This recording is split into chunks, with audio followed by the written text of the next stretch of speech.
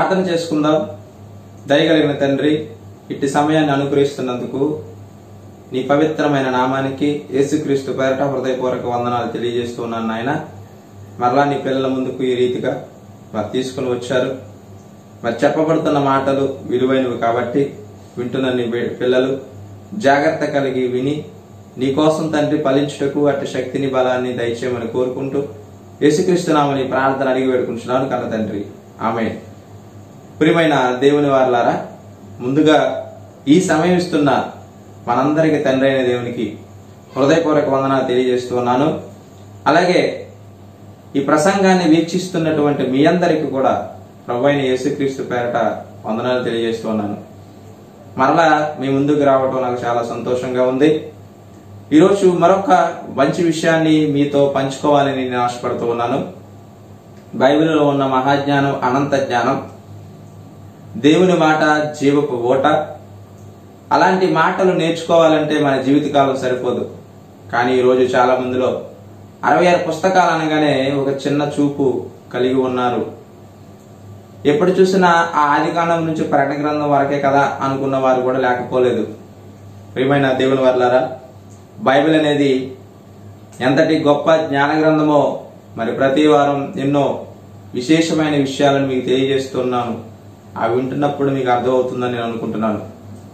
అయితే ఈరోజు మంచి విషయాన్ని చెప్పాలని నేను ఆశపడుతూ ఉన్నాను. అదేంటంటే, ఒక్క గడియ నీ జీవితాన్ని మార్చేస్తుందా? మరలా చెప్తున్నాను, ఒక్క గడియ నీ జీవితాన్ని మార్చేస్తుందా? జీవితం చాలా విలువైనది. ఈ 60-70 సంవత్సరాల జీవిత కాలాన్ని చాలా మంది ఆనందించాలనే ఉద్దేశంతో మరి జీవితాన్ని చక్కగా ఉంచుకోవాలని అనేక విధాలుగా ప్రయాసపడుతూ ఉన్నారు. అయితే మనిషికి తెలియని మరో జీవితం, ఈ జీవితం మరణంతో ఆగిపోతుందన్నది చాలా మంది అపోహపడుతున్నారు.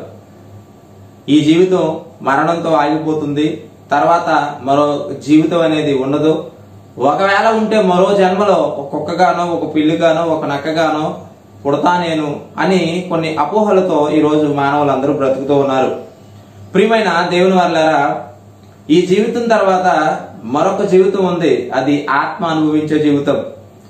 ఈ జన్మ తర్వాత మరో జన్మ అయితే లేదు. కుక్కగా పుట్టరు, పిల్లిగా పుట్టరు, అలాగే నక్కగా కూడా పుట్టరు. అయితే ఆత్మ అనుభవించే జీవితం పొందుకోవాలంటే ఈ 60-70 సంవత్సరాలు కలిగిన ఈ జీవితం, అది కూడా గ్యారంటీ కాదని పోయిన ప్రసంగంలో ఎపిసోడ్ లో మీకు చెప్పాను. లైఫ్ ఈజ్ టూ షార్ట్ అనేది. మన జీవితం చాలా చిన్నది.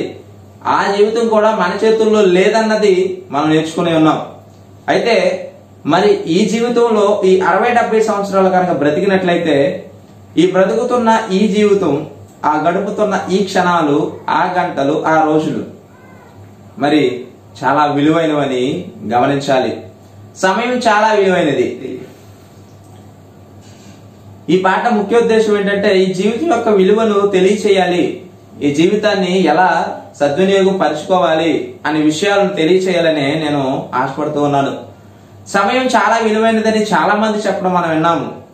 అలాంటి మాటల్లో కొన్ని మాటలు మీకు పరిచయం చేస్తున్నాను. మీలో కొంతమందికి ఈ మాటలు తెలిసే ఉండవచ్చు. Time is valuable. ఇలాంటి కొటేషన్లో టైం గురించి చాలా చెప్పారు. అటువంటి వాటిలో కొన్నిటిని మీకు తెలియజేస్తున్నాను. టైమ్ ఈజ్ మనీ అన్నారు. Time waits for no one, better 3 hours too soon than a minute too late అన్నాడు. అలాగే lost time is never found again అన్నాడు. Lost time is never found again. మరొక కొటేషన్ ఏంటంటే, time is the wisest counsellor of all అన్నారు. మళ్ళా చెప్తున్నాను, time is money, ఇదొక quotation. అలాగే time waits for no one, better 3 hours too soon than a minute too late అన్నాడు. అలాగే last time in never found again. ఒకసారి కనుక సమయాన్ని వాడుకోలేక వదిలేస్తే మరలా అటువంటి సమయాన్ని తిరిగి కనుగొనలేము అని అంటున్నారు. Time is the wisest counsellor of all. అంటే సమయం అనేది అన్నిటికంటే ఒక గొప్ప కౌన్సిలర్, అంటే కౌన్సిలింగ్ చేసేటువంటి ఒక నేచర్, ఒక శక్తి, ఒక సమయానికి ఉంది అన్నట్టుగా అన్నిటికంటే గొప్పది అని చెప్తూ ఉన్నారు. టైం గురించి అంటే సమయాన్ని గురించి ఇన్ని మంచి కొటేషన్లు అయితే చెప్పారు, కానీ ఎవరు కూడా సమయపాలన అనేది సద్వినియోగపరచుకోవడం లేదు. టైం 10 గంటల కంటే 10 దాటిన తర్వాత వచ్చేవారే ఉన్నారు. 10 లోపున ఆ కార్యక్రమానికి అటెండ్ అయ్యేవారు ఎంతమంది ఉంటారు ఆలోచన చేయండి. Time is money, time is valuable అని ఈ రోజు మేధావులు చెప్తున్న మాటలు తీసుకొని సమయపాలన, సమయాన్ని వృధా చేయకండి, సమయాన్ని సద్వినియోగం చేసుకోండి అని చెప్తున్నారు కదా. కానీ ప్రపంచానికి ముందుగా పరిచయం చేసినది బైబిల్ అండి. బైబిల్లో లేనిదంటూ ఏమీ లేదు, బైబిల్ చెప్పనిది లేనిదంటూ ఏమీ లేదు. బైబిల్ అన్నిటి గురించి మాట్లాడుతుంది, కానీ మత గ్రంథం అని చదవకుండా పక్కన పెట్టడం వలన బైబిల్ యొక్క గొప్పతనం ఈ రోజు మనిషికి అర్థం కాలేదు. అయితే బైబిల్ ఏం చెప్పింది? ఎఫెసీయులకు రాసిన పత్రిక 5వ అధ్యాయం 15వ వచనంలో ఏమని రాయించాడో చూడండి. ఎఫెసీయులకు రాసిన పత్రిక 5వ అధ్యాయం 15వ వచనంలో ఏమంటున్నాడంటే, మీరు సమయమును పోనీయక సద్వినియోగము చేసుకొనుచు అన్నాడు. సమయమును పోనీయక సద్వినియోగము చేసుకొనుచు అంటే సమయమును పోనివద్దు అని అన్నాడంటే సమయము విలువైనది అని అర్థమే కదా. సమయం విలువైనదని బైబిల్ ఎప్పుడో చెప్పింది కదా. అయితే మరి ఈరోజు సమయానికి సంబంధించిందే ఈ గడియ, ఒక్క గడియ, ఒక్క అవకాశం అన్నారు కదా. మరి ఒక్క గడియ ఒక మనిషి జీవితాన్ని మార్చేస్తుందా? ఆ గడియ సమయానికి సంబంధించింది. అయితే గడియ అనగానే మరి ఇంగ్లీష్ ట్రాన్స్లేషన్ ఏమి ఇచ్చినట్టు ఆహ్వానాన్ని ఇచ్చాడు. అంటే గంట, అంటే గంటను సూచిస్తుంది, సమయాన్ని సూచిస్తుంది, నిమిషాలు సూచిస్తుంది. సమయాన్ని సూచించేదే ఈ గడియ. గడియలు లెక్క పెడుతూ ఉంటారు. చివరి గడియ అంటే చివరి గంట. ప్రియమైన దేవుని వారలారా, ఈరోజు సమయం రావాలంటే వాచ్ని చూసుకుంటూ ఉంటారు. ఈరోజు సమయం మనం టైం చూడాలంటే భూమి తన చుట్టూ తాను మరి తిరగాలి. భూమి తన చుట్టూ తాను ఒకసారి తిరిగి రావడానికి 24 గంటలు సుమారుగా పడుతుంది. అంటే 1 గంట రావాలి అంటే, 1 గడియ రావాలి అంటే భూమి తన చుట్టూ తాను తిరగాలి. మరి భూమి తన చుట్టూ తాను ఎలా తిరగగలుగుతుంది? భూమిలో ఏమన్నా మిషన్స్ ఎవరన్నా అమర్చారా? భూమిలో ఏమైనా యంత్రాలు ఉన్నాయా? ఈరోజు బస్సు తిరగాలంటే ఇంజిన్ ఉండాలి, దానిలో డీజిల్ ఉండాలి, అలాగే దాన్ని నడిపే డ్రైవర్ ఉండాలి, చక్రాలు ఉండాలి. ఇదంతా బాగుంటేనే బస్సు రోడ్డు మీద పరిగెట్టగలదు. బస్సు అంతా ఉండి డ్రైవర్ లేకపోతే బస్సు నడవడం కష్టం కదా. అలాగే భూమి కూడా తిరగకపోతే ఈరోజు కాలం లేదు, సమయం లేదు. మరి భూమిని ఎవరు తిప్పుతున్నారు? మనిషి తిప్పుతున్నాడా? అసలు మనిషి భూమిని త్రిప్పగలరా? మనుషులు భూమిని త్రిప్పగలరా? త్రిప్పలేడు. కానీ భూమిని త్రిప్పే ఒకే శక్తి ఉందండి, ఒకే ఒక శక్తి. ఆ శక్తి ఎవరు కాదు, దేవుడు. దేవుడే భూమిని పరిగెత్తిస్తున్నాడు. దేవుడు భూమిని పరిగెత్తమని ఆజ్ఞ ఇచ్చాడు. భూమి తన చుట్టూ తాను తిరుగుతూ సూర్యుని చుట్టూ తిరుగు రావాలని భూమికి ఆజ్ఞ ఇచ్చాడు.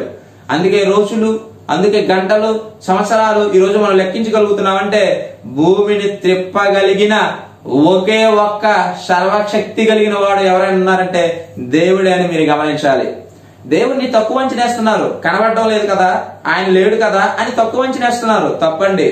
దేవుడు కనబడకపోయినా దేవుని లక్షణాలు మరి ఈరోజు భూమిని చూసినప్పుడు, భూమి తిరుగుతున్నప్పుడు భూమిని తిప్పేవాడు దేవుడని ప్రతి ఒక్కరూ ఒప్పుకొని తీరాల్సిందే.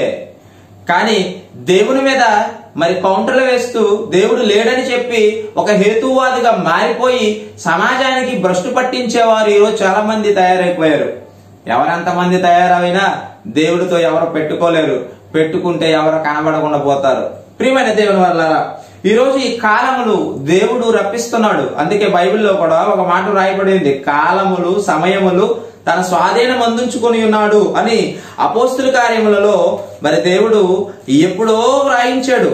అపోస్తుల కార్యములు 1వ అధ్యాయము 7వ వచనం చూసినప్పుడు, అపోస్తుల కార్యములు 1వ అధ్యాయం 7వ వచనంలో కాలములను సమయములను తండ్రి తన స్వాధీనం అందించుకొని ఉన్నాడు, వాటిని తెలుసుకొనుట మీ పని కాదు, మన పని కాదు అన్నట్టు చూడండి. అంటే కాలములు దేవుని స్వాధీనంలో ఉన్నాయి. 1 గంట రావాలి అంటే దేవుని స్వాధీనంలో ఉంది, 1 నిమిషం దేవుని స్వాధీనంలో ఉంది. అంటే గంట రావడానికి వెనకాల దేవుని పర్మిషన్ ఉంది, నిమిషం రావడానికి వెనకాల దేవుని పర్మిషన్ ఉంది. అంటే కాలము వెనకాల దేవుడు ఉన్నాడు అనే ఆలోచన చేయాలి. ఈ కాలం ఎంత విలువైనది? ఈ కాలం చాలా విలువైనది, చాలా విలువైనది. టైం ఈజ్ మనీ అన్నాడు కదా, అంటే సమయాన్ని డబ్బుతో పోల్చారు. చూడండి, డబ్బు కంటే ఎక్కువ అండి. అర్థం కాలేదండి ఈరోజు చాలా విషయాలు, చాలా మందికి అర్థం కాలేదు. చిన్న చిన్న విషయాల దగ్గర ఆగిపోయారు, మేధావులను పిలిపించుకుంటున్నారు. ఆ చిన్న విషయాల దగ్గర ఆగిపోయి మేధావులను పిలిపించుకుంటున్నారు. ప్రకృతిలో 10% కనిపెట్టి శాస్త్రవేత్తలను పిలిపించుకుంటున్నారు. అసలు శాస్త్రవేత్తను పిలిపించుకోవాలంటే మిగతా 90% కూడా కనుక్కోమనండి. కనుక్కోవడానికి ఆ శాస్త్రవేత్త జీవితకాలం పట్టదండి. ఒక శాస్త్రవేత్త కనిపెట్టిన సిద్ధాంతాన్ని అది నిరూపించుకొని అందరితో ఒప్పించుకొని దానిని పాఠ్య పుస్తకాలలో ప్రవేశపెట్టిన కొద్ది కాలానికి మరొక శాస్త్రవేత్త వచ్చి ఆ సిద్ధాంతంలో తప్పులు ఉన్నాయని ఆ సిద్ధాంతాన్ని సరిచేయడానికి మరొక సిద్ధాంతాన్ని నేను ప్రవేశపెడుతున్నానని ఒకటి చేసిన తప్పు మరొకటి సరిచేస్తూ, ఇతను చేసిన తప్పుడు ఇంకొకటి సరిచేస్తూ ఆ తప్పులు చదువుకొని డిగ్రీలు సంపాదించి ఉద్యోగాలు చేస్తున్న వారు మేధావులుగా పిలిపించుకుంటున్నారంటే ఏమర్థమైంది? మీరే చెప్పాలి. ఈ రోజు ప్రియమైన దేవుని వారలారా, ఈరోజు చాలా మంది శాస్త్రాన్ని అయితే నమ్ముతున్నారు కానీ బైబిల్ గ్రంథాన్ని నమ్మటం లేదు. శాస్త్రం బైబిల్లో నుంచే వచ్చిందని తెలుసుకోవాలి. ప్రకృతి పుట్టింది దేవుని మాట అయితే, శాస్త్రం పుట్టింది ప్రకృతి నుండి అయితే, శాస్త్రానికి పుట్టిన ప్రకృతి అయితే, ప్రకృతికి మరి ప్రకృతి కలగడానికి మూలం దేవుని మాట. అది ఒప్పుకున్నా ఒప్పుకోకపోయినా ఇది 100% సత్యం. ఎవరైనా కొన్నిసార్లు నేను నోరు పారేసుకున్నా నిజం అబద్ధమైపోతుందా? ఆలోచన చేయండి. అయితే ఈ గడియ గురించి ఎందుకు మీకు చెప్పాలని నేను అనుకుంటున్నానంటే, సమయం చాలా చాలా విలువైనది. ఈ గడియ ఎంత విలువైనదంటే, ఒక ప్రమాదం జరిగినప్పుడు ఒక వ్యక్తి ఆ ప్రమాదం ఒక లారీ కింద పడి చనిపోయినా, లేకపోతే గాయాలై కాళ్ళు ఇరిగిపోయినా అతని తరపున బంధువులు అతని దగ్గరకు వచ్చి ఏడుస్తూ ఉండి ఏమంటారో తెలుసా? ఏడుస్తూ ఉంటూ, నానా నువ్వు ఒక్క గడియ ఆలస్యంగా వెళ్తే బాగుండురా, ఈ ప్రమాదం బారిన పడకుండా ఉండేవాడు కదా, ఆ ఒక్క గడియ నిన్ను లాక్కెళ్ళిపోయింది చూసావా దుష్టశక్తి అని ఇలా మాట్లాడుతూ ఉంటారు. చూడండి, ఆ ఒక్క గడియ ఆగుంటే బాగుండు, నీ ప్రమాదం నుంచి గట్టెక్కేవాడివి. ఆ ఒక్క గడియ ఆగుంటే బాగుండు, ఆ విమానం ఎక్కకుండా ప్రమాదం నుంచి తప్పించుకునేవాడివి. ఆ ఒక్క గడియ ఆగితే బాగుండు, ఆ ట్రైన్లో నువ్వు ఉండేవాడు కాదు, నీవు ఉన్నావు. ఆ ట్రైన్ ప్రమాదానికి గురైంది, నీ 2 కాళ్ళకి దెబ్బలు తగిలి నాన్న అని అంటూ ఉంటారు. అంటే ఒక్క గడియ ఒక మనిషి జీవితాన్ని మార్చేస్తుందా? అవును, మార్చేస్తుంది. ఒక్క గడియ. పరీక్ష రాసే విద్యార్థులు ముందుగానే చెప్తారు, పరీక్ష టయానికి రాకపోతే ఒక్క నిమిషం లేట్ అయినా పరీక్ష హాల్లోనికి మిమ్మల్ని ప్రవేశింప చేయడానికి ప్రవేశానికి అవకాశం ఇవ్వమంటారు. అప్పుడు విద్యార్థులు ఒక పావుగంట ముందే పరీక్ష హాల్లో ఉండాలనుకున్నప్పుడు అలాగే అనుకుని బయలుదేరిన విద్యార్థులు మధ్యలో ట్రాఫిక్ తగులుతూ ఉంటుంది. ఆ ట్రాఫిక్ లో ఇరుక్కుపోయి మొత్తానికి పరీక్ష హాల్ దగ్గరికి వచ్చేసరికి టైం అయిపోయి 1 నిమిషం దాటిపోయింది, గేట్లు మూసేశారు, లోనకి రానివ్వటం లేదు. అప్పుడు ఆ విద్యార్థి ఎంత బతుకులాడుకుంటాడంటే, దయచేసి నన్ను పంపించండి సార్, ట్రాఫిక్ లో నేను ఇరుక్కుపోయాను, ముందుగానే బయలుదేరాను కానీ రాలేకపోయాను, దయచేసి నన్ను లోనకి పంపించండి నన్ను బతుకులాడుకుంటున్నప్పుడు కుదరదని ఆ ఎగ్జామ్ రాయకుండా ఆపేసినప్పుడు అతని జీవితం ఏమైపోతుందో తెలీదా? ఈ సంవత్సరం నేను ఎగ్జామ్ రాయలేదే, 1 సంవత్సరం కోల్పోయానే, నా జీవితం వెనక్కి వెళ్ళిపోయిందే, 1 సంవత్సరం నేను వెనకబడిపోయానే అని రోధిస్తూ ఉంటాడండి. ఎన్నిసార్లు మన వార్తాపత్రికలలో, టీవీ న్యూస్ మీడియాలో, మన ఛానల్స్ లో ఇలాంటి వార్తలు ఎన్ని చూడలేదు? అంటే 1 గంట ఎంత విలువైనది, 1 నిమిషం ఎంత విలువైనది, 1 సెకను ఎంత విలువైనదో ఈ సంఘటనలను బట్టి ప్రతి ఒక్కరికి అర్థమైపోవాలి. అంటే 1 గడియ మనిషి జీవితాన్ని ప్రభావితం చేస్తుందా? చేస్తుంది. అది మంచి అయినా సరే, అది చెడైనా సరే, మనిషి జీవితాన్ని ప్రభావితం చేసేది 1 గడియ. బైబిల్ నుంచి కొన్ని విషయాలు మీకు చూపిస్తాను. చాలా మంచి అంశం అండి, వండర్ఫుల్ సబ్జెక్ట్ అండి, వినాల్సిందే. వినకపోతే దేవుని యొక్క దివ్య జ్ఞానాన్ని కోల్పోయిన వారు అవుతారు. ఒక రాజు ఉన్నాడు, అతని పేరు నెబుకద్నెజరు. అతను ఏం చేశాడో తెలుసా? గర్వించాడండి. ఎంతగా గర్వించాడంటే, నేనే దేవుణ్ణి అన్నట్టుగా, నాకంటే గొప్పవాడు మరొకడు లేనట్టుగా అతను గర్వించాడు. గర్వించినప్పుడు దేవుడు అతనికి దర్శనం ద్వారా హెచ్చరికను తెలియచేశాడు. ఆ మాటలను మీరు ఇప్పుడు చూడాలి. దానియేలు గ్రంథం 4వ అధ్యాయం చూడండి. మీ బైబిల్ అందరూ ఓపెన్ చేసి చూడాలి. దానియేలు గ్రంథం 4వ అధ్యాయం 30వ వచనం ఏమంటారంటే తెలుసండి? రాజు బబులోనును ఈ మహా విశాల పట్టణమును నా బలాధికారమును నా ప్రభావ ఘనతను కనపరచుటకై నా రాజధాని నగరముగా నేను కట్టించినది కాదా అని తనలో తాను అనుకున్నాడట. ఎదుటి వ్యక్తి కూడా చెప్పడం లేదు. చూడండి, కీర్తనల గ్రంథం 139వ అధ్యాయంలో 4వ వచనంలో అంటాడు, మాట నా నాలుకకు రాకమునిపది నీకు పూర్తిగా తెలిసి ఉన్నది అన్నాడు. మాట నా నాలుకకు రాకమునిపే అన్నాడు. ప్రియమైన దేవుని వారలారా, నెబుకద్నెజరు తనలో తాను ఏమనుకుంటున్నాడంటే, బబులోని ఈ మహాపట్టణం విశాల పట్టణమును నేను నా బలాధికారముతో నా ప్రభావమును కనపరచుటకై ఏమండి నా రాజధాని నగరముగా నేను కట్టించినది కాదా అనుకుంటున్నా. నేనే కట్టించాను కదా ఇంత పెద్ద పట్టణాన్ని, నా బలంతోనే కదా నేను కట్టించాను. ఈ పట్టణంలో నా ప్రభావం కనబడుతుంది కదా. ఎక్కడ చూసి ఈ పట్టణం ఎవరి జ్ఞానంతో కట్టారంటే నెబుకద్నెజరు అని చెప్పుకోవరా? ఇంత పెద్ద పట్టణాన్ని కట్టిన నేను ఇంకెంత గొప్పవాడిని అనుకున్నాడని తనలో తాను అనుకుంటున్నాడండి. అనుకుంటున్నప్పుడు ఆ రాజు నోట ఈ మాట ఉండగా ఇంకా బయటకు కూడా రాలేదు. తనలో తాను అనుకుంటున్నాడు. ఆ మాట తన నోటిలో ఉండగానే ఏం జరిగింది? ఆకాశము నుండి ఒక శబ్దము వచ్చెను. ఎక్కడి నుంచి శబ్దం వచ్చింది? రాజుగారు అని పక్క నుంచి రాలేదండి. ఆకాశం నుంచి ఒక శబ్దం వచ్చెను. ఏదనగా, రాజుకు నెబుకద్నెజరు, ఇదే నీకు ప్రకటన. నెబుకద్నెజరు, నీకు ఒక ప్రకటన. ఇదే ఏంటా ప్రకటన? 32వ వచనం, నీ రాజ్యము నీ యొద్ద నుండి తొలగిపోయిను. ఏంటి పోయిందా? ఎప్పుడైతే అనుకున్నాడో అప్పుడే వెంటనే రాజ్యం నీ యొద్ద నుండి తొలగిపోయిను. తమ యొద్ద నుండి మనుషులు నిన్ను తరిమెదరు. నీవు అడవి జంతువుల మధ్య నివాసము చేయుచు పశువుల వల్ల గడ్డి వేసేదవు. సర్వోన్నతుడకు దేవుడు మానవుల రాజ్యము పైన అధికారి అయి ఉండి తానెవనికి దాని అనుగ్రహింప నిశ్చయించునో వానికి అనుగ్రహించునని నీవు తెలుసుకున్న వరకు 7 కాలములో నీకు ఇలాగు జరుగునని చెప్పెను. నువ్వు నీ రాజ్యం నీ దగ్గర నుంచి పోయింది. నువ్వు వెళ్ళిపోతావు, అడవి జంతువుల మధ్య నివాసం చేస్తావు, అక్కడ పశువుల వల్ల గడ్డి వేస్తావు. చూసారా, నీ జీవితమే పతనానికి వెళ్ళిపోతుంది అని నెబుకద్నెజరు తనలో తాను అతిశయించిన మరుక్షణమే నెబుకద్నెజరు జీవితం ఏంటో ఓపెన్ చేసిన పుస్తకం లాగా చూపించేశారు. తర్వాత జరిగిపోయేది ఏంటో ప్రకటన వచ్చేసింది. ఆకాశం నుంచి ఒక శబ్దం వచ్చేసింది. ఏమంటే ఎప్పుడైతే చెప్పారో అయ్యగారు కొద్ది రోజులు ఉన్న తర్వాత ఈ సంఘటన జరిగింది అనుకుంటే పొరపాటు. ఎప్పుడైతే ఈ ప్రకటన వచ్చిందో 33వ వచనం, ఆ గడియలోనే అలాగున నెబుకద్నెజరునకు సంభవించని. ఏంటి ఆ గడియలోనే? చూసారా, ఆ మాటను ఆలోచించాలండి. బైబిల్ చదువుతున్నప్పుడు ప్రతి పదాన్ని ఆలోచించాలి. ఈరోజు ఎంతమంది చదువుకుంటూ వెళ్ళిపోతున్నారు ఆలోచిస్తున్నారా?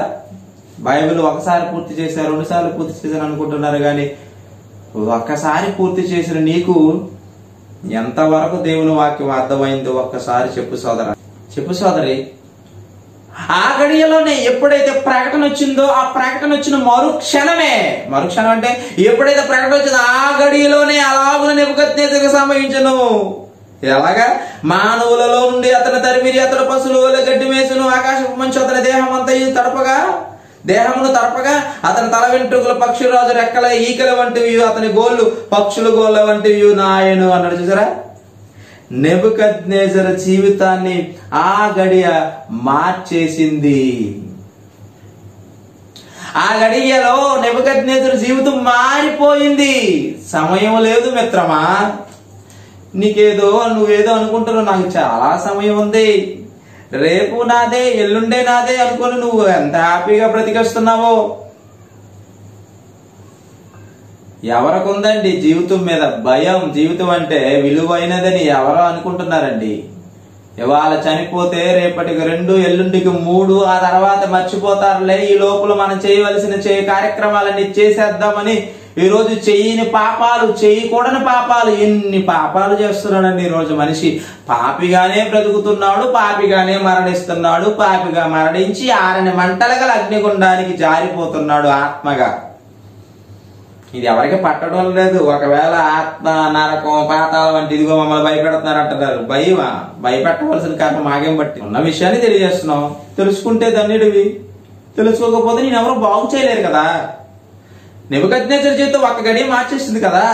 ఇక తన కుమారుడు వచ్చాడు తర్వాత. నెబుకద్నెజరు కుమారుడు బెల్షస్సర్ అండి. అతను వచ్చి ఏం చేశాడు? 5వ అధ్యాయం, అదే దానియేలు గ్రంథం 5వ అధ్యాయం 1వ వచనం నుంచి చూస్తే, రాజు బెల్షస్సరు తన అధిపతులలో 1000 మందికి గొప్ప విందు చేయించి ఆ 1000 మందితో కలుసుకొని ద్రాక్షారసము త్రాగుచుండును. ఇందులో తప్పేముంది అనుకుంటున్నారా? 2వ వచనం చూడండి. బెల్షస్సరు ద్రాక్షారసము త్రాగుచుండగా తాను తన అధిపతులను, తన రాణులను, తన ఉపపత్నులను వాటిలో ద్రాక్షారసము పోసి త్రాగునట్లు తన తండ్రి నెబుకద్నెజరు యెరూషలేములోని ఆలయములో నుండి తెచ్చిన వెండి బంగారు పాత్రలు తెమ్మని ఆజ్ఞించెను. అందుకు వారు యెరూషలేములోని దేవుని నివాసముగా ఆలయములో నుండి తీసుకున్న సువర్ణోపకరణములను తెచ్చి ఉంచగా ఈయనేం చేశాడట? రాజును, అతని అధిపతులను, అతని రాణులను, అతని ఉపపత్నులను వాటిలో ద్రాక్షారసం పోసి త్రాగిరి. దేవుని నివాసముకు ఆలయములో నుండి తీసుకున్న సువర్ణ పాత్రలో సువర్ణోపకరణములు తీసుకొచ్చి అందులో ద్రాక్షారసం పోసుకుని తాగారట. వీళ్ళు చేసిన మంచి కార్యక్రమమా? తాగడం మొదటి తప్పు అయితే చేసిన రెండో తప్పు ఏంటో తెలుసా? 4వ వచనం. వారు బంగారు, వెండి, ఇత్తడి, ఇనుము, కర్ర, రాయి అని వాటితో చేసిన దేవతలను స్తుతించుచు ద్రాక్షారసం త్రాగుచుండగా బ్రతికిచ్చిన దేవుణ్ణి మర్చిపోయి దేవుని కోసం ఉపయోగిస్తున్న బంగారు ఉపకరణాలలో ద్రాక్షారసం పోసి త్రాగటం తప్పు ఒకటైతే, రెండవది ఏంటంటే కర్రతోను, బంగారంతోను, వెండితోను, ఇత్తడితోను, ఇనుముతోను, రాయితో చేసిన దేవతలను స్తుతిస్తున్నారట. చూడండి, స్తుతించుచు ద్రాక్షారసం త్రాగుచుండగా ఏం జరిగిందో తెలుసా? ఆ గడియలోనే. ఊరుకుంటాడా దేవుడు? ఇంత మంచి జీవితాన్ని ఇస్తే నువ్వేం చేస్తున్నావు? దేవుడు కోసం ఉపయోగించే పాత్రలలో ద్రాక్షారసం పోసుకొని తాగుతావా? దేవుడు ఊరుకుంటాడా? బెల్షస్సర్ నీ పని అయిపోయింది అనుకున్నాడు అంతే. దేవుడు అన్నాడు ఆ గడియలో ఏం జరిగిందో తెలుసా? ఆ గడియలోనే మానవ హస్తపు వేళ్లు కనబడి దీపము దగ్గర రాజు యొక్క నగర గోడ పూత మీద ఏదో ఒక వ్రాత వ్రాయిచున్నట్టు ఒక హస్తం వచ్చిందంట. చూడండి, మనిషి లేడు అక్కడ. ఒక హస్తం వచ్చిందంట. ఆ వచ్చిన హస్తం ఏం చేస్తుంది? గోడ పూత మీద ఏదో రాసుకుంటూ వెళ్తుందట. రాజు ఆ హస్తము రాయిట చూడగా అతని ముఖం అయిపోయింది తెలుసా? తాగింది మొత్తం అంతా దిగిపోయిందండి. త్రాగిందంతా దిగిపోయిందండి. అతని ముఖ వికారమైన అతని మనస్సునందు కలవరపడగా అతని నడుము కీళ్లు వదిలి అతని మోకాళ్ళు గడగడా వణుచు కొట్టుకొని చుండును. చూసారా? ఏమండి, అతను ఆ దెబ్బకే గుండెలు జారిపోతాయి అంటారు కదా. భయం, హర్రర్ చూపించాడండి దేవుడు. భయం, టెర్రర్ పుట్టింది, గుండెల్లో దడ పుట్టింది. చూడండి, అతని ముఖ వికారం అయిపోయింది. అతని మనస్సునందు ఏం మొదలైపోయింది? కలవరం మొదలైపోయింది, దడ. అతని నడుము కీళ్లు వదిలిపోయాయి. అతని మోకాళ్ళు గడగడా వణుచు కొట్టుకొని చుట్టూ ఇలా వణికిపోతాడు. చూడండి, ఒక రాజును వణికించే శక్తి దేవునికే ఉంది. ఏమీ చేయలేము అతన్ని అని మీరు అనుకోవచ్చు. ఏదైనా చేయగలడు దేవుడు. దేవుడితో పెట్టుకోవద్దు. దేవుని దగ్గర దేవుని పిల్లలుగానే బ్రతకాలి. దేవునికి ఎదురెళ్ళకూడదు. అదవుతుంది కదండి. ఆ ఒక్కగడి ఏం చేసింది? బెల్షస్సర్ జీవితాన్ని మార్చేసిందండి. ఆ మాటలకు భావం చెప్పమని ఆ రాజస్థానంలో ఉన్న ఎవరెవరినో జ్ఞానులందరూ పిలిపించాడు, కానీ ఎవరో చెప్పలేదు. చివరికి దానియేలే వచ్చాడు. ఎవరైతే భావం చెప్తారో, నా రాజ్యంలో 3వ అధిపతిగా అతనికి ఉదారంగ బట్టలు ధరించి మెడలో సువర్ణ కంఠపోషం ధరించి రాజ్యంలో 3వ అధిపతిగా చేస్తానండి దానియేలు వచ్చాడండి. దానియేలు చెప్పాడండి. ఎంతగా రాదేంటో తెలుసండి? మెనే మెనే టెకెల్ ఉఫార్సిన్ అన్నాడండి. అంటే ఈ వాక్య భావం ఏమంటే, మేనే అనగా దేవుడి నీ ప్రభుత్వ విషయంలో లెక్క చూచి దాన్ని ముగించిన, టెకేల్ అనగా ఆయన త్రాసులో తోసుక నీవు తక్కువగా కనబడతీవి, పెరెస్ అనగా నీ రాజ్యం నీ యొద్ద నుండి విభాగింపబడి మాదీయులకు పారసీకులకు నీయబడును అన్నాడు.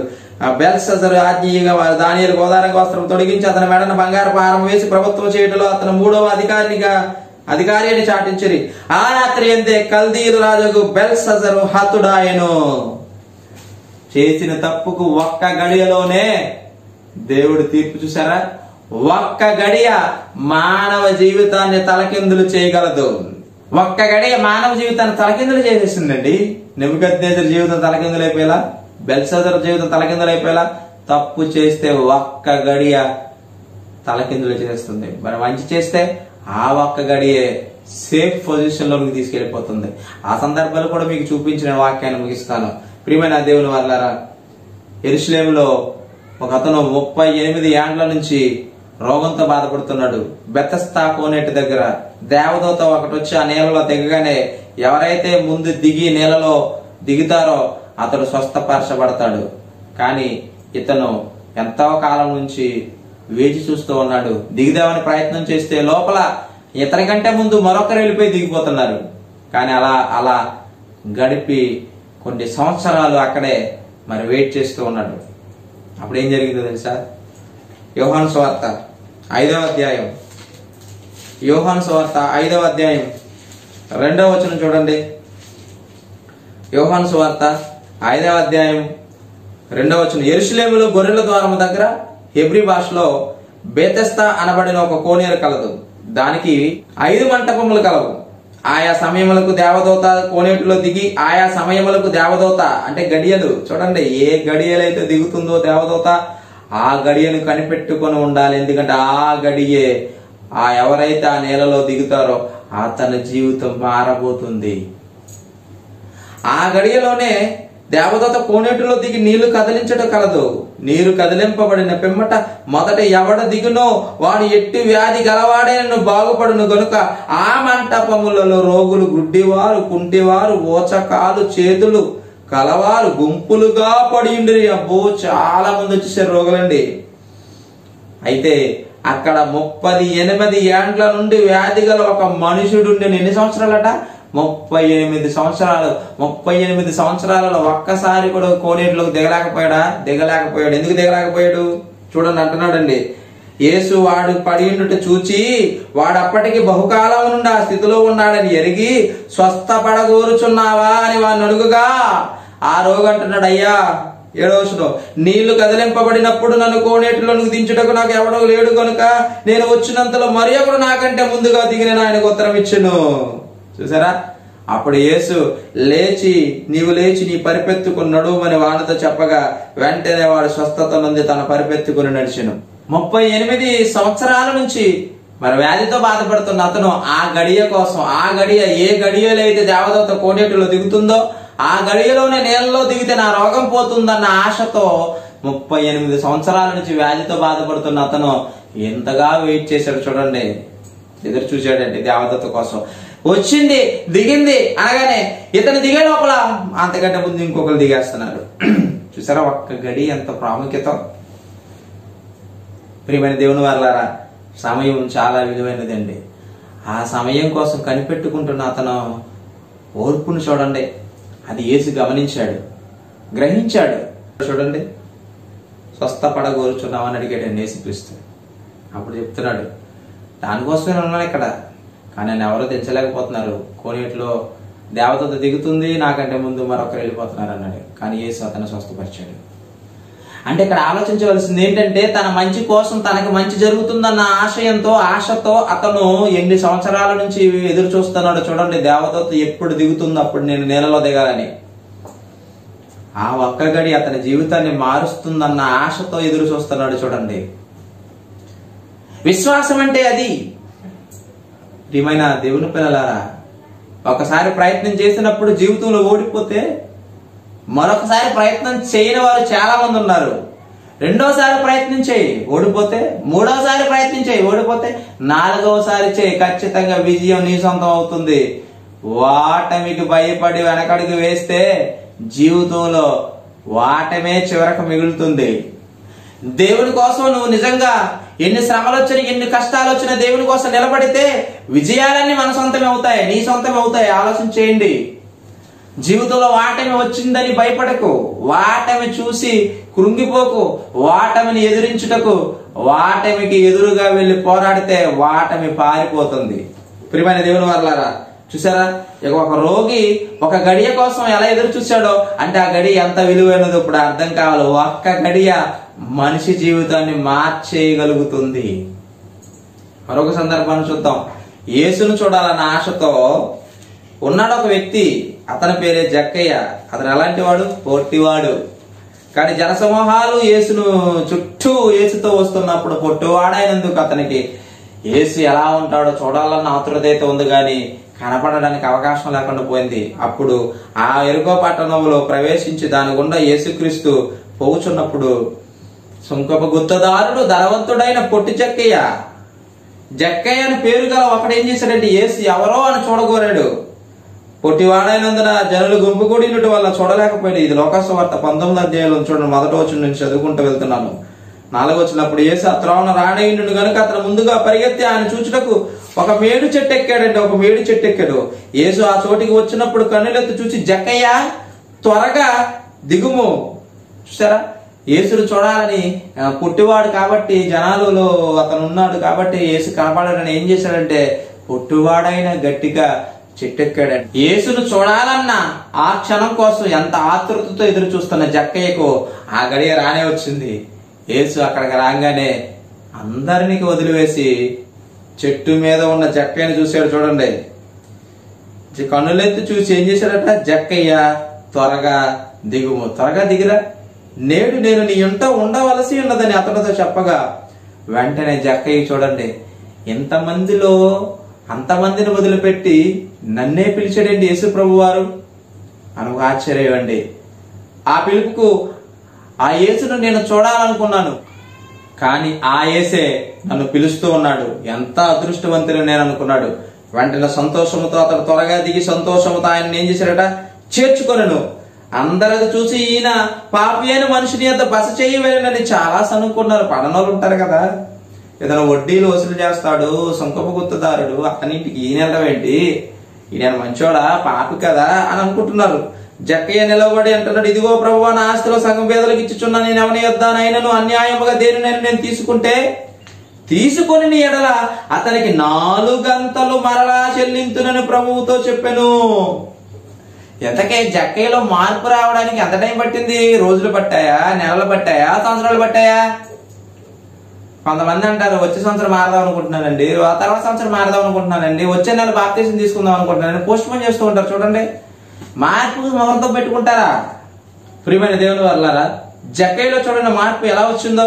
యేసు ఒకే ఒక మాట అన్నాడు, ఏమని, జక్కయ్య త్వరగా దిగుము, నేడు నేను నీ ఇంట ఉండవలసి ఉన్నదని అతనితో చెప్పగా ఆ గడియలో ఆ మాటకు జక్కయ్య ఏమైపోయాడండి, మారిపోయాడండి. ఏంటి, నేను ఆయన చూడాలనుకున్నాను కానీ ఆయనే నా ఇంటికి వస్తున్నాడండి, నేను ఎంత గొప్ప ధన్యుణ్ణి అనుకున్నాడండి. అంతే, ఆ ఒక్క మాటతో యేసును తన ఇంటికి చేర్చుకున్నాడు. చేర్చుకున్న వెంటనే తన మనసులో నుంచి వచ్చిన మాట చూడండి, నేను బీదలకు నా ఆస్తిలో ఏమంటున్నాడు, సగము బీదలకు ఇచ్చేస్తాను అన్నాడు. చూడండి, అప్పుడు యేసు ఆ జక్కయ్యలో ఆ గడియలో అతని మార్పును గమనించిన యేసుక్రీస్తు వారు ఏమంటున్నారు తెలుసా? 9వ వచనం, అందుకు యేసు, ఇతడును అబ్రహాము కుమారుడే, ఎందుకనగా నేడు ఈ ఇంటికి రక్షణ వచ్చి ఉన్నది అన్నాడు. చూడండి, ప్రియమైన దేవుని వల్ల అబ్రహాము కుమారుడని జక్కయ్య పిలిపించుకున్నాడు అంటే ఆ ఒక్క గడియ ఆ జక్కయ్య జీవితం మారడానికి అవకాశం కల్పించలేదా? కల్పించిందండి, కల్పించింది. ఆ ఒక్క గడియ జక్కయ్య మారడానికి అవకాశం కల్పించింది. ఆ ఒక్క గడియ జక్కయ్య జీవితాన్ని మార్చేసింది. యేసుక్రీస్తుని జక్కయ్య త్వరగా దిగుము, నేను ఇంటికి రావలసి ఉన్నదని చెప్పబడిన ఆ మాట, ఆ గడియలో పలకబడిన ఆ మాట, నిజంగా యేసుక్రీస్తు ఆ గడియలో ఆ మాట పలకలేదనుకోండి, ఆ సమయం ఇవ్వలేదనుకోండి, జక్కయ్య మారతాడా? ఆ ఒక్క గడియలో ఆ పలికిన ఆ మాటలో ఆ యేసును తన ఇంటికి చేర్చుకున్న మధుర క్షణాలలో జక్కయ్య మారిపోయాడండి. ఏసే నా ఇంటికి వచ్చాడు, యేసును చూసి సరిపెట్టుకుందామని అనుకున్న జక్కయ్యకు ఏసే తన ఇంటికి వచ్చాడు అంటే ఎంత గొప్ప భాగ్యం అండి. ఈ రోజు కూడా యేసుక్రీస్తు వాక్య రూపంలో ఉండి దేవుడు పిలుస్తున్నాడు, నువ్వు నా మాటలు ఎప్పుడు వింటావు, నా మాటలు ఎప్పుడు లక్ష్య పెడతావు అని దేవుడు ఆశతో ఎదురు చూస్తున్నాడు. కానీ ఈరోజు దేవుని కోసం బ్రతకాలన్న ఆశ ఎంతమందికి ఉంది చెప్పమని దేవుని వాళ్ళారా?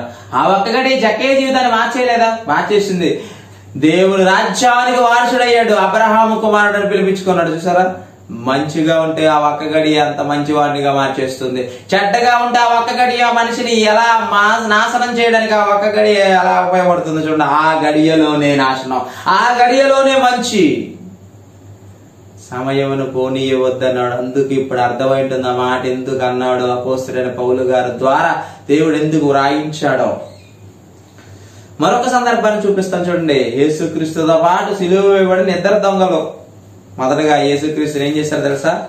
మత్తయి సువార్త 27వ అధ్యాయం 44వ వచనం. మత్తయి సువార్త 27వ అధ్యాయం 44వ వచనం ఏమంటున్నాడంటే, ఆయనతో కూడా సిలువ వేయబడిన బందిపోటు దొంగలను అలాగే ఆయనను నిందించిరి. మొదట ఆ ఇద్దరు దొంగలు యేసుక్రీస్తును నిందించారు. యేసుక్రీస్తును నిందించి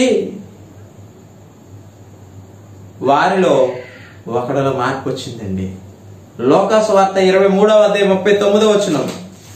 లోకాసు వార్త 23వ అధ్యాయం 39వ వచనం ఏమంటున్నాడు తెలుసా?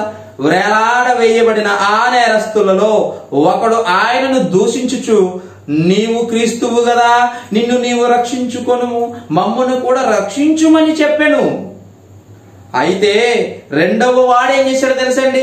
ముందు ఇద్దరు కలిసి యేసుక్రీస్తును దూషించారు. అయితే ఇద్దరిలో ఒకనికి మార్పు వచ్చిందండి. అందులో ఒకడు దూషిస్తూ ఉంటే రెండో వాడు మొదట వాడిని గద్దించాడండి. రెండో వాడు వాడిని గద్దించి, నీవు అదే శిక్షా విధిలో ఉన్నావు కనుక ఇంకా దేవునికి భయపడవా? చివరి గడియలలో ఉన్నావు కదరా మనం, ఈ చివరి గడియలలో కూడా దేవుని దూషిస్తావేంట్రా? నువ్వు ఇంకా ఆ శిక్షా విధిలో ఉన్నావు కదా, నువ్వు దేవునికి భయపడవా అని అడుగుతున్నాడండి. మనకైతే ఇది న్యాయమే, మనమైతే తప్పు చేసావు, మనం చేసిన తప్పుకి ఈ శిక్ష న్యాయమే. ఏ తప్పు చేయని యేసుక్రీస్తుని శిక్షిస్తుంటే ఇంకా ఆయన దూషిస్తావేంటిరా నువ్వని మొదటివా అతన్ని రెండవ అతను అడుగుతున్నాడు. చూడండి, మనకైతే ఇది న్యాయమే, మనం చేసిన వాటికి తగిన ఫలం పొందుచున్నాము, కానీ ఈయన ఏ తప్పిదమును చేయలేదని చెప్పి ఏంటి ముందుగా దూషించిన ఇద్దరు దొంగల్లో ఒక దొంగకి ఏమండి యేసుక్రీస్తు క్యారెక్టర్ అర్థమైపోయిందా? అర్థమైపోయిందా? చివరి గడియలలో తన జీవితం ఏంటో, యేసుక్రీస్తు ఎవరో అర్థమైపోయింది పూర్తిగా. అప్పుడు మొదట వాడిని గద్దించాడండి. మనం చేసిన తప్పులకు మన ప్రతిఫలం అనుభవిస్తున్నాం. ఆయనైతే ఏ తప్పుదం చేయలేదు కదా, ఏ తప్పుదం చేయని యేసుక్రీస్తుని అన్యాయంగా సిలువ వేస్తుంటే ఆయన ఎందుకురా నువ్వు దూషిస్తున్నావు, అతన్ని ఎందుకయ్యా దూషిస్తున్నావు అని రెండో అతను మొదటి అతన్ని ఎలా అడుగుతున్నాడో చూడండి. అప్పుడు యేసుక్రీస్తుని చూసి ఆ దొంగ ఏమంటున్నాడో తెలుసా? ఆయనని చూసి యేసు పిలుస్తున్నాడండి. యేసు కమ్మ పెట్టాడు, నీవు నీ రాజ్యములోనికి వచ్చినప్పుడు నన్ను జ్ఞాపకము చేసుకొనమనెను. ఆ గడియలో ఆ దొంగకు జ్ఞానోదయమైందా? అయింది. యేసుక్రీస్తు ఎవరో, ఎందుకు, ఎలాంటి వాడో, ఆయన ఎందుకు మరణిస్తున్నాడో అర్థమైపోయిందా? విశ్వాసం వచ్చేసి నీ రాజ్యములోనికి వచ్చినప్పుడు ఇతనికి ఎలా అర్థమైపోయింది? నీ రాజ్యంతో నువ్వు వస్తావని, నీ రాజ్యంలోనికి వస్తావని. నీ రాజ్యములోనికి, నీ రాజ్యముతో అని చూడండి వచ్చినప్పుడు నన్ను కొంచెం జ్ఞాపకం చేసుకోవా ఏమండి? అంటే అంతకుముందు యేసుక్రీస్తు గురించి ఉంటాడంటారా? ఆ గడియలో జ్ఞానోదయం అయింది. ఆ గడియ ఎంత విలువైన గడియ మారిపోయింది ఆ దొంగకు తెలుసా? ఒక దొంగకు ఆ గడియ ఎలా ఉండిపోయింది? ఆ సమయంలో సద్వినియోగపరుచుకోకుండా ఇంకా బాధలో ఉన్నవాడిని బాధ పెట్టే మాటలే పలికడు ఒక దొంగ. ఇక రెండవ దొంగ అంటారా? బాధపడిపోయాడు, కుమిలిపోయాడు. యేసుక్రీస్తు ఏ తప్పు చేయలేదు కదా, తప్పు చేయని యేసుక్రీస్తు అన్యాయంగా శిక్షిస్తున్నారే. యేసు నువ్వు రాజ్యంలోనికి వచ్చినప్పుడు, అంటే నీవు రాజ్యముతో వచ్చినప్పుడు నన్ను జ్ఞాపకము చేసుకొని వెళ్ళను. అందుకు ఆయన వానితో ఏమంటున్నాడు తెలుసా? అందుకు ఆయన వానితో, నేడు నీవు నాతో కూడా పరదేశులో ఉందవని నిశ్చయముగా నీతో చెప్పుచున్నానని. ఏం చేశాడండి దొంగ? దేవుడి కోసం ఏమైనా చేశాడా? కానీ సిలువలో వచ్చిన మారు మనస్సు, లేకపోతే క్షణాలలో, కొన్ని గంటలలో, లేకపోతే కొన్ని గడియల్లో చనిపోతాడనుకున్న దొంగలో వచ్చిన మార్పు, ఆ గడియ ఒక దొంగ జీవితాన్ని మార్చేసిందంటే గడియను ఉపయోగించుకున్నాడు. ఈ సమయంలో నేను మారకపోతే నా జీవితం వృధా అనుకున్నాడండి దొంగ.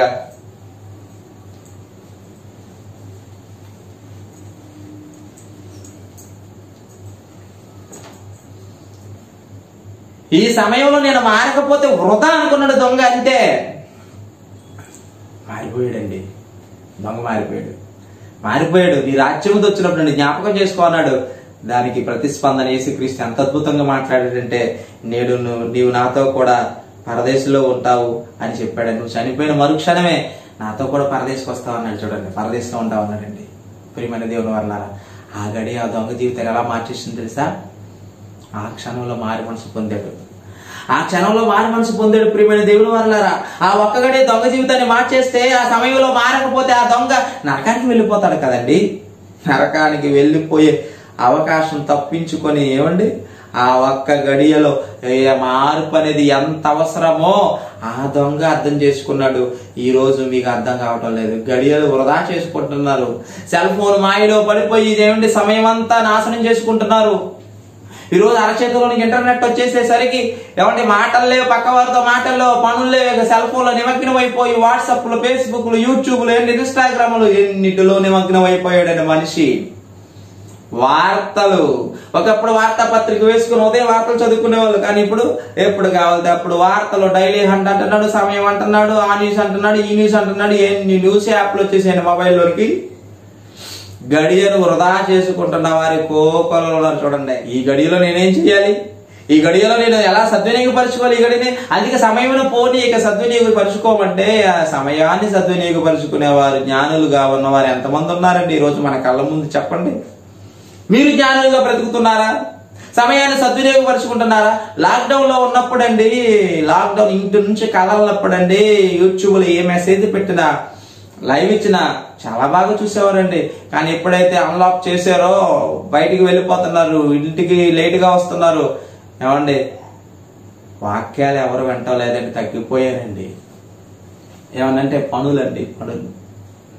కరోనా ఉన్నా పర్వాలేదు, మేము పనికి వెళ్ళకపోతే ఎలా అండి అనుకుంటున్నారు. కానీ దేవుడిచ్చిన సమయాన్ని సద్వినియోగపరచుకోవడంలో ఎంతమంది సఫలీకృతులు అవుతున్నారు? దేవుని కోసం ఎంతమంది సమయాన్ని ఖర్చు పెడుతున్నారు? ప్రియమైన దేవుని పిల్లలారా, సమయాన్ని వృధా చేయకూడదండి. దేవుని పని పట్ల అజాగ్రత్తగా ఉండకూడదండి, అశ్రద్ధగా ఉండకూడదండి, అజాగ్రత్తగా ఉండకూడదండి. సమయాన్ని సద్వినియోగపరచుకోవాలండి. జీవితం బాగుండగానే దేవుని గురించి తెలుసుకోవాలి, దేవుని కోసం బ్రతికి దేవుని కోసం అనేక కార్యక్రమాలు చేయాలండి. బ్రతుకు బాగుండగానే దేవుని సందేశాలను వినాలి, వినకపోతే నష్టం కలుగుతుంది. ప్రియమైన దేవుని వల్ల దేవుని కోసం బ్రతకడానికి దేవుని మాటలు చెప్పే దేవుని బోధను, పాఠాలను విని నేర్చుకొని ఆ బోధనానుసారంగా జీవితాన్ని మలుచుకుంటే జీవితం బాగుపడుతుంది. ఆ గడియ నేను ఉన్నతమైన స్థితిలోనికి తీసుకెళ్తుంది, లేదా ఆ గడియ అదో పాతాళానికి, నరకానికి తీసుకుని వెళ్ళిపోతుంది. పాతాళం, నరకానికి. ఏది కావాలి నిర్ణయించుకోండి. బ్రతుకు బాగుండగా ఎన్నో హెచ్చరికల మాటలు చెప్తుంటే వినవా? వినటం లేదా? నాకెందుకులే, నాకు వాక్యాలతో పని లేదులే, దేవునితో పని లేదని అనుకుంటున్నావా? జరగాల్సిన నష్టం జరిగిపోతుంది. నష్టం జరిగిపోయాక నువ్వేమంటావు అప్పుడు? చూడండి ఒక మాట, సామెతల గ్రంథం 5వ అధ్యాయం 12వ వచనం. సామెతల గ్రంథం 5వ అధ్యాయం 12వ వచనంలో ఏమంటున్నాడు చూడండి. అయ్యో, ఉపదేశము నేనెట్లు త్రోసివేసి తిని, నా హృదయము గద్దింపు నెట్లు తృణీకరించెను. నా బోధకుల మాట నేను వినకపోతిని, నా ఉపదేశకులకు నేను చెవియొగ్గలేదు. ఎన్ని మంచి ప్రసంగాలు చెప్పినా నేను వినలేదే, ఎన్ని మంచి ప్రసంగాలు నన్ను హెచ్చరించిన నా బ్రతుకు నేను మార్చుకోలేదే. అందుకే నా బ్రతుకు ఇలా తగలడిపోయిందని తగలబడ్డాక నువ్వు అనుకోవటం వల్ల ఉపయోగం ఏముంది? సోదరా, సోదరి, ఒక్కసారి ఆలోచించి ఈ రాత్రి. బ్రతుకు బాగుండగానే, దీపం ఉండగానే ఇల్లు చక్క పెట్టుకో అంటారు కదా. నీ బ్రతుకు బాగుండగానే, నీవు చక్కగా ఉండగానే, ఆరోగ్యంగా ఉండగానే జ్ఞానం నేర్చుకో, దేవుని మాటలు నేర్చుకో, దేవుని బోధన విను, వాక్యానుసారంగా నడుచుకో.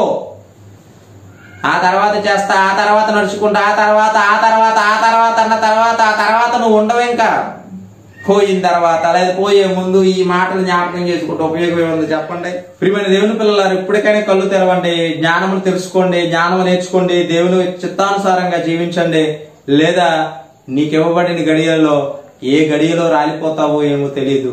అందుకనే దేవుడు అంటున్నాడు, కొరింథీయులకు రాసిన 2వ పత్రిక చివరగా 6వ అధ్యాయం 2వ వచనం చూద్దామండి. కొరింథీయులకు రాసిన 2వ పత్రిక 6వ అధ్యాయము 2వ వచనం. అనుకూల సమయమందు నీ మరణ ఆలకించితిని, రక్షణ దినమందు నిన్ను ఆదుకొంటిని అని ఆయన చెప్పుచున్నాడు కదా. ఇదిగో ఇప్పుడే మిక్కిలి అనుకూలమైన సమయము, ఇదిగో ఇదే రక్షణ దినము.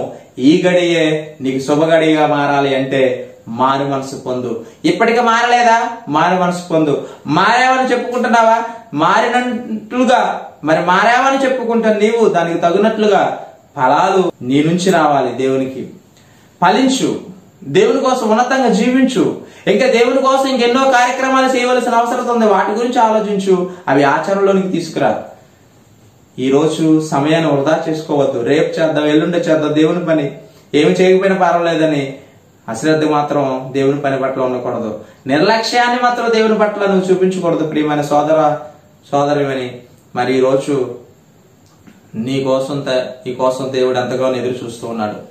నీకు ఇవ్వబడిన సమయాన్ని, నీకు ఇవ్వబడిన జీవిత కాలాన్ని దేవుడు లెక్కిస్తూ ఉన్నాడు. ఏం చేస్తున్నావు అని ఎదురు చూస్తూ ఉన్నాడు. మారకపోతే ఇప్పుడే ఈ క్షణమే మారాలి, ఈ క్షణమే మారాలి, ఈ క్షణమే. ఇదిగో నీళ్లు బాప్తిసం ఇవ్వడానికి ఆటంకం ఏమనగలడు అన్నాడు నపుంసకుడు. వెంటనే ఆ నీళ్ళలో దిగారు, బాప్తిసం ఇచ్చాడని ఫిలిప్పు నపుంసకుడుకు. ప్రియమైన దేవుని వారలారా, సమయాన్ని వృధా చేసుకోవద్దు. సిలువలో దొంగ ఆ గడియలో తన జీవితాన్ని ఎలా మార్చుకున్నాడో, లోక సువార్తలో చదువుకున్నట్లుగా పొట్టిజక్కి ఆ గడియలో తన జీవితాన్ని ఎలా మార్చుకున్నాడో చూశారు కదా. నెబుకద్నెజరు ఆ గడియలో ఎలా పతనమైపోయాడో చూశారు కదా.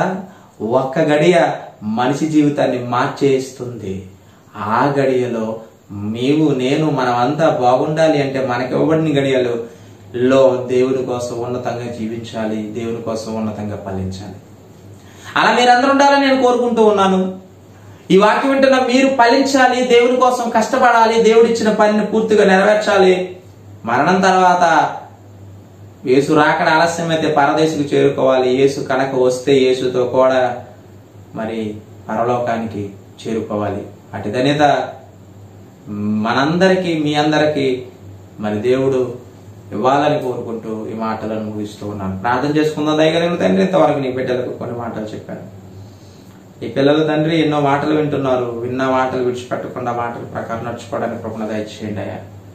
ఇంత పరిశోధనాత్మకంగా సమయం ఎంత విలువైనదో ఈ సమయాన్ని వృధా చేసుకోకూడదని, ఈ సమయంలో మీరు అప్పగించిన పనిని మిమ్మల్ని తెలుసుకుని క్రీస్తు మార్గంలోనికి వచ్చి క్రీస్తు ద్వారా మిమ్మల్ని మహిమపరచడానికి అట్టి ధన్యతను నేనే నీ పిల్లలందరికీ దయచేయమని, ఎంత పరిశోధనాత్మకమైన జ్ఞానం ఈ శతాబ్దంలో జయశాలి గారితో పరిచయం చేశారు. జయశాలి గారికి, మా ఆత్మీయ తండ్రి గారికి ఆరోగ్యం అనుగ్రహించమని, కోఆర్డినేట్స్ మొదలుకొని తండ్రి, జాయింట్ డైరెక్టర్స్ వరకు, ప్రిన్సిపాల్స్ అందరిని ఆయన ఆరోగ్యాలు ఇచ్చి, ఆయుష్నిచ్చి నీ పరిచర్యలు ఇంకా ఉన్నతంగా వాడుకోమని ఈ ప్రార్థన క్రీస్తు నామములో అడిగి వేడుకుంటున్నాను కన్న తండ్రి, ఆమేన్.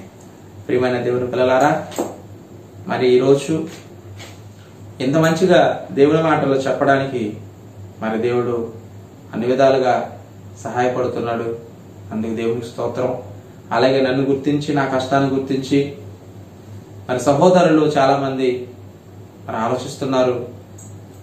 వారు తగినట్లుగా మరి సహాయాన్ని పంపుతూ ఉన్నారు. నేను చేస్తున్న పనిలో నాకు ఎంతైతే ప్రతిఫలం వస్తుందో వారికి కూడా ఈ ప్రతిఫలం అందుతుందని, దేవుడు ఇస్తాడని మరి ఈరోజు మీ అందరికీ తెలియజేస్తున్నాను. అలాగే అన్ని విధాలుగా సపోర్ట్ చేయండి. దేవుని పనులు ఇంకా ముందుకు కొనసాగుటకు మీ సహకారం అందించండి. అలాగే ఈ ఛానల్ కనుక సబ్స్క్రైబ్ చేసుకోకపోతే దయచేసి సబ్స్క్రైబ్ చేసుకోండి. మీ బంధువులకు, మీ మిత్రులకు ఈ సందేశాలను షేర్ చేసి సబ్స్క్రైబ్ చేసుకోమని చెప్పండి. మీ ఆత్మీయ ఎదుగుదలకు మరి తోడ్పాటులు ఈ ప్రసంగాలు ఇస్తాయని నమ్ముతూ ఈ ప్రకటనని ముగిస్తున్నాను. అందరికీ వందనాలు.